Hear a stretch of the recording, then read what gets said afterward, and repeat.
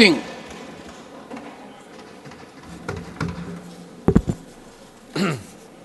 माननीय अध्यक्ष महोदय, माननीय गृह मंत्री जी ने 2019 में जम्मू कश्मीर के बारे में उनके श्रीमुख से बताया गया बड़ा क्रांतिकारी बिल लाए थे। स्थापित राज्य को समाप्त करके यूनियन टेरिटरी बना दिया गया। क्यों बना दिया गया? और अब ये प्रस्तावित किया जा रहा है कि वापस उसे राज्य का दर्जा दिया जाए। क्यों दिया जाए? हम लोग हमेशा से इस बात को कहते थे कि माननीय गृह मंत्री जी, जम्मू कश्मीर राज्य का विषय संवेदनशील है और इस संवेदनशील परिस्थितियों में निर्मित हुआ है और संवेदनशील परिस्थितियों को हम लोगों को समझने की आवश्यकता है। इतिहास की बात करते हैं और इतिहास किस प्रकार से तोड़ मरोड़ के लिखा जाता है उसको थोड़ा सा मैं कहना चाहता हूं।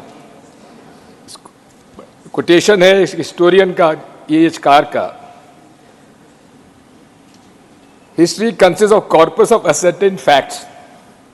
The facts are available to the historians in documents, inscriptions, and so on, like fish on fishmonger's slab. The historian collects them, takes them home, and cooks and serves them in whatever style and appeals to him. माननीय अमित शाह जी और पूरी Bharatiya Janata party और आज हमारे मित्र रेड्डी साहब भी और उस तरफ के बहुत सारे लोग इतिहास को तोड़ मरोड़ कर वो अपने हिसाब से उन्होंने प्रस्तुत करने का प्रयास किया। जबकि फैक्ट यह है कि जब देश आज़ाद हुआ तो देशी रियासतों के राजाओं और नवाब और महाराजाओं को ये अधिकार था कि वो किस देश में शामिल हों, वो अधिकार उनको दिया गया था। नवाब जूनागढ़ ने, जहाँ की हिंदू पॉपुलेशन है, उन्होंने कहा था कि मुझे पाकिस्तान में शामिल होना है और महाराज हरि सिंह जी ने आखिर तब तक टालते रहे, वे नेगोशिएट करते रहे और अंत में एकदम से उन्होंने कश्मीर वैली में, श्रीनगर में, जहाँ की 95% मुसलमान हैं, वहाँ निर्णय लिया कि मैं हिंदुस्तान में शामिल होऊंगा। इतिहास इस बात का साक्षी है कि उसके बाद जो कुछ हुआ, अगर कश्मीर वैली और जम्मू कश्मीर आज भारत के साथ है, उसका श्रेय अगर किसी को जाता है तो पंडित जवाहरलाल नेहरू को जाता, शेख अब्दुल्ला को जाता है। और दूसरी तरफ जूनागढ़, जहां बाहुल्य था हिंदुओं का, वहां नवाब साहब अपने हवाई जहाज में बेगमों को छोड़ गए, बाकी लोगों को ले गए और पाकिस्तान चले गए, लेकिन जूनागढ़ भारत का आज एक अंग है। आप कितना ही अमित शाह जी पंडित जवाहरलाल नेहरू जी के बारे में कुछ भी कहें, लेकिन एक बात मैं आपसे कहना चाहता हूं, अगर आज जम्मू कश्मीर और विशेषकर जम्मू कश्मीर वैली आज भारत का अंग है, उसका एकमात्र श्रेय किसी को जाता है तो पंडित जवाहरलाल नेहरू पर विश्वास था शेख अब्दुल्ला का, जिसकी वजह से आज कश्मीर वैली हमारे साथ है। सर, आर्टिकल 370 के बारे में बहुत सारी बातें कही गई, आतंकवाद समाप्त हो जाएगा, लेकिन आर्टिकल 370 में बचा क्या था? 90% जो अलग से आर्टिकल 370 के प्रोविजंस थे, वो तो इंडियन कॉन्स्टिट्यूशन के साथ उसमें समावेश कर दिए गए थे पहले, धीरे धीरे, इसलिए उसका कोई असर नहीं था। और कहा था आतंकवाद खत्म हो जाएगा, समाप्त हो जाएगा, लेकिन क्या आतंकवाद समाप्त आज हो गया? रोज हम आतंकवाद की गतिविधियां वहां पर देख रहे हैं, हमारे लोग शहीद हो रहे हैं। आपका जिस तरह से नोटबंदी में न तो काला धन वापस आया, न भ्रष्टाचार समाप्त हुआ, ना भ्रष्टाचार समाप्त हुआ, दिग्विजय जी, ना भ्रष्टाचार समाप्त हुआ, ना फेक करेंसी समाप्त हुई, और उसी तरह से Digvijay Singh ji, sir let me speak, एक second, let me speak, sir. I'm not yielding. Sir, I'm not yielding. No, I'm not yielding. no, you are yielding to me. Sir, उसी One तरह से second. I'm नहीं, not yielding. दिग्विजय उसी जी, तरह से Digvijay sir, Singh उसी जी, तरह से sir, Digvijay Singh ji, sir you are yielding to me. Yes, sir. One second. You see, in all modesty, I thought it was an issue serious enough sir, I am one second, talking to seriously. make available every member an opportunity to put forth his or her point of view. And we have to keep to the subject. Sir, I am If we talking make the it a subject. debate in journal, that is neither befitting your status. You are a very senior member, sir. Confined to the subject. Sir, I am confined. The way they had claimed. Similarly, and conclude also, they had sir. claimed in Article 370 when it was discussed here in the Parliament, they had said that we will finish terrorism from Jammu Kashmir. क्या वो समाप्त हुआ? Sir, we will wait for the reply. Sir नहीं हुआ. आज अगर आप रोज हम देखते हैं कहीं ना कहीं घटनाएं हो रही हैं. सर दूसरी बात यह है कि आपने आरक्षण का बिल लाए हैं. पहाड़ी लोगों को भी आप आरक्षण दे रहे हैं, अच्छी बात है. ये कांग्रेस पार्टी और नेशनल कॉन्फ्रेंस की सरकार के समय से हम लोगों का प्रस्ताव ये रहा है. लेकिन उसमें ये भी बात समाप्त अभी नहीं, उसमें साफ नहीं की गई है कि आखिर जो हमारे अभी जिनको आरक्षण मिल रहा है उनका आरक्षण समाप्त तो कम तो नहीं होगा.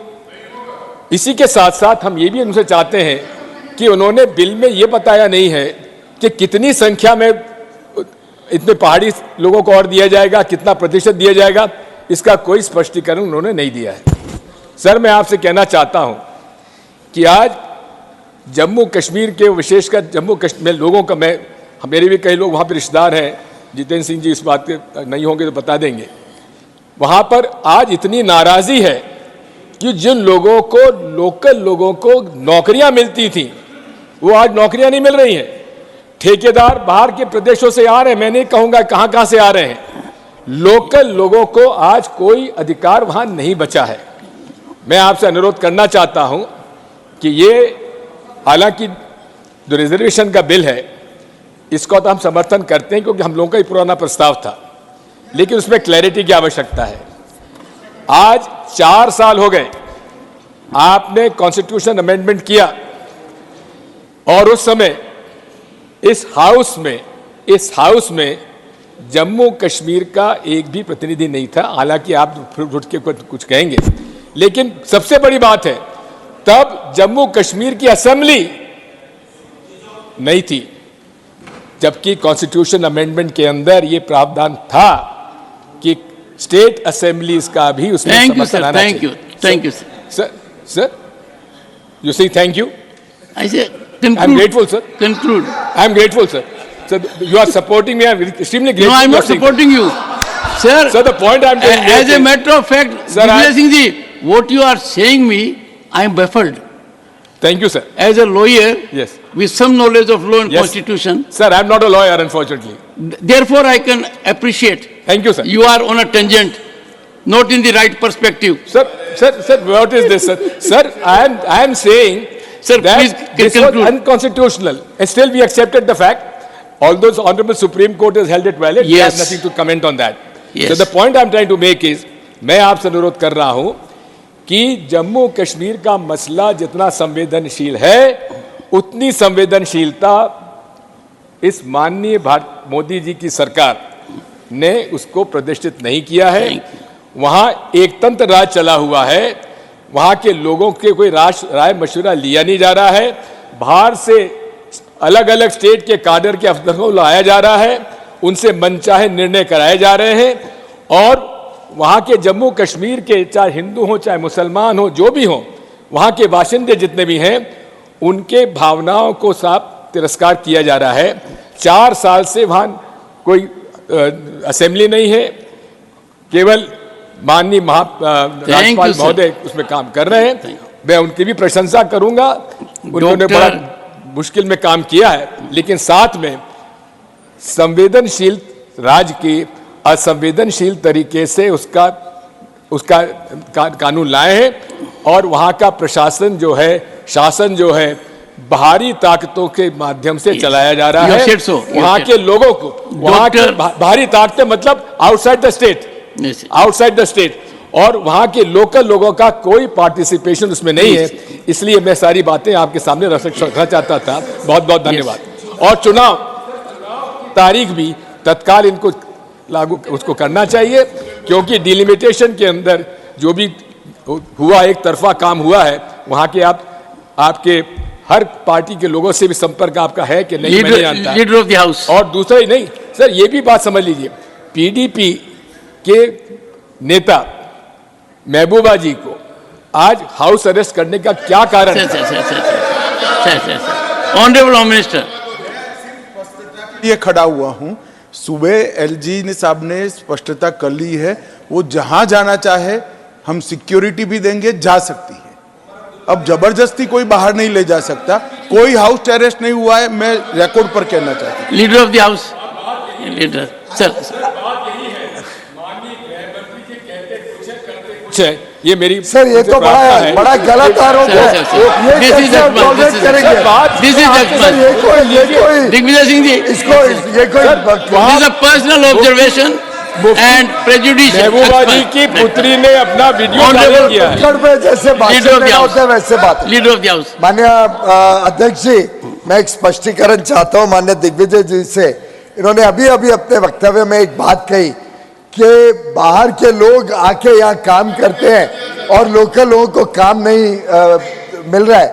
मैं इनसे जानना चाहता हूँ, क्या ये जस्टिफाई कर रहे हैं जिस प्रकार का वहाँ व्यवहार हुआ बाहर के लोगों से, क्या ये जस्टिफाई करने के लिए उन्होंने वक्तव्य दिया कि जिसके कारण इनके सरकार के रहते इनके सरकार के रहते बहुत बड़े वर्ग को, बहुत बड़े समाज को वहां से विस्थापित कर दिया गया, और आज भी जो लोग वहां काम कर रहे हैं उनके साथ जो दुर्व्यवहार होता है, क्या ये उसको जस्टिफाई करने की कोशिश कर रहे हैं? Honourable parliamentary affairs minister, honourable one sec.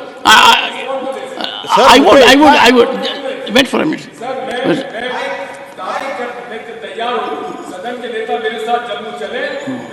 Sir, this is such a condition. Honorable Parliamentary Affairs Minister. Sir, मुझे इतना मेरा छोटा one sec, please now, please. Yes. Sir, मेरा छोटा ही पॉइंट इतना ही है सर, जब माननीय गृह मंत्री जी ने सफाई दिया और एलजी का जो स्टेटमेंट था उसको जिक्र किया, जो दिग्विजय सिंह जी ने जो कमेंट किया है सर, ये तो पर्सनल एलिगेशन है। Comment is expunged. Comment is expunge करना चाहिए। Expunged already. That will not go on record. Sir, before you expunge it, please allow me 1 minute. Sir, these are the facts which brought to our notice, and if Honorable Home Minister says it is incorrect, I accept his facts. I accept his statement. One second. But the fact remains, one sec, please. that this was take your seat. This was the statement made by Mahbooba ji, who was the coalition partner. Take your seat. Sahab headed the government and BJP participated. Please take your seat. Digvijay Singh ji, your observations were not befitting your position. Now, one second, please don't rise. And they were prejudicial. And they may be far distanced from the ground reality also. So let us not engage into a situation where we make reflections against each other. They are expunged. Dr. Radha Mohan Das Agarwal. Dr. Radha Mohan Das Agarwal. मैं अपनी बातें माननीय अध्यक्ष जी, doctor Radha Mohan Agarwal, माननीय अध्यक्ष जी,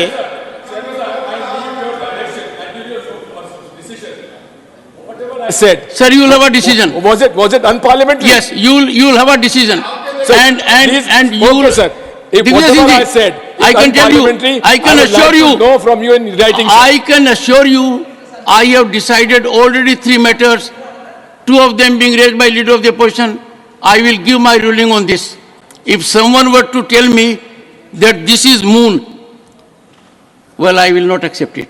Sir, moved. Your observations were absolutely personal, prejudicial, and John? not fitting a member of your Sir, stature. it's not that. Sorry, I Sir, don't. I reserve the right to Expunge, speak my views. No, sorry. But whatever I said is parliamentary, and it is, if it is unparliamentary, please expunge. If it is not Factually unparliamentary, untenable. please retain it. Prejudicially motivated Sir, this is not. and sir, not how can you decide appropriately that, sir? utilizing Sir, your how question. can you No, decide that? sorry. Dr. Sir, what? Radha Mohan Das Agrawal. Sir, माननीय I am अध्यक्ष fully ji, alive to what I am saying. मैं अपनी बातें Sir, how, one second. Congress के One second. प्रतिनिधि जो पहली बार यहाँ बोले Take your seat, take your seat. माननीय विवेक तनखा जी, Take your seat. Take your seat. Digvijay Singh ji. माननीय first- विवेक तनखा जी, One second. मैं उनसे ही शुरू First to करूंगा। make an observation which is tangential to constitutional provisions, tangential to Supreme Court judgment. I just slightly reminded you, please don't go that far. And secondly, in making personal observation against the Home Minister, under the rules, Sir, what let me give a ruling. Under the rules, if you seek to make a personal allegation against a person holding constitutional position, it has to be by Sir, a what substantive I've motion. said- Sir, That what motion is I- not there. Sir, whatever I have said. Dr. I Radha stand Mohan Das by- Agrawal, please.